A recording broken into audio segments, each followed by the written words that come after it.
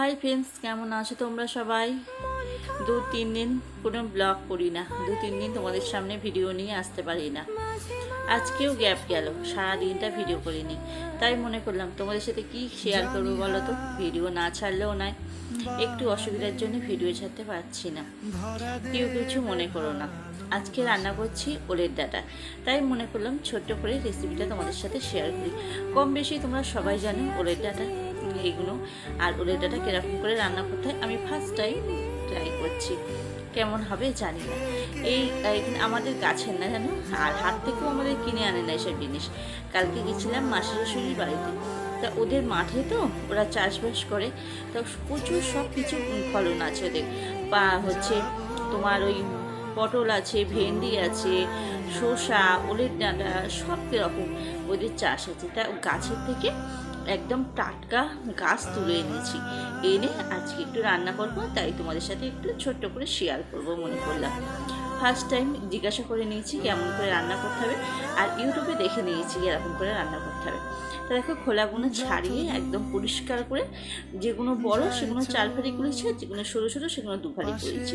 আর এখানে কিছুটা কাঁঠাল দানা ছাড়িয়ে 4 ফালি করে কেটে রেখে দিয়েছি, ওগুলো ধুয়ে জল ঝরাতে দিয়েছি। আর এখানে একটু সর্ষে আর 2টো লঙ্কা বাটবো।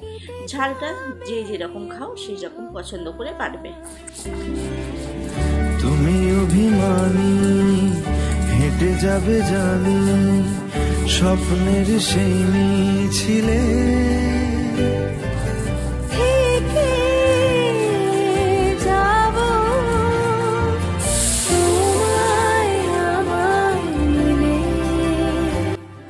বাটনাটা করে নিই। এখানে দেখো কড়াই বসিয়ে দিয়েছি, আর জলটাকে গরম করে নিতে হবে যেন হালকা।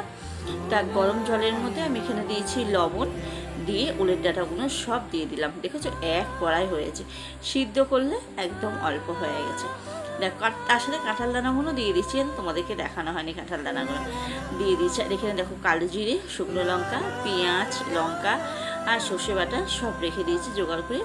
এইটা দিয়ে রান্না করবো। আর চিংড়ি মাছ দিতে হবে জানো, এর মধ্যে চিংড়ি মাছ দিলে খুব সুন্দর খেতে লাগে।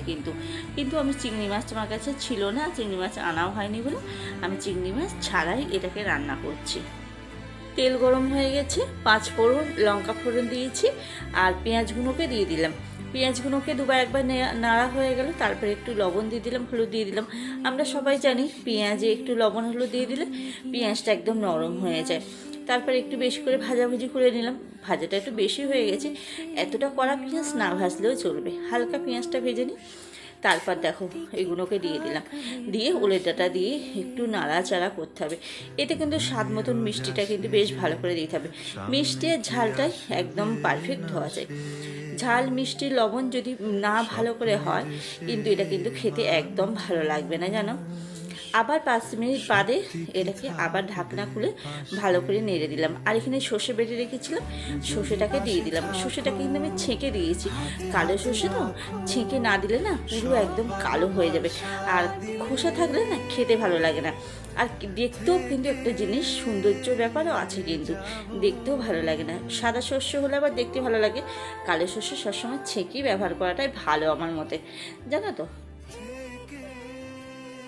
এইবার দেখো সর্ষেটা দিয়ে হালকা করে এইবারে খানিকক্ষণ একটু নাড়াচাড়া করতে হবে, একদম যাতে জলটা শুকিয়ে যায়। জলটা থাকলে কিন্তু ভালো লাগবে না খেতে, কোনো টেস্ট থাকবে না।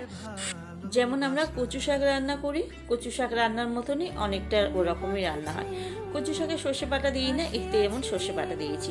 এতে চিংড়ি মাছটা পড়লে আরও সুন্দর খেতে লাগতো। তোমাদেরকে তো বললাম চিংড়ি মাছ আমি দিতে পারিনি, তোমরা চিংড়ি মাছ দিয়ে রান্না করবে, দেখবে ভালো লাগবে।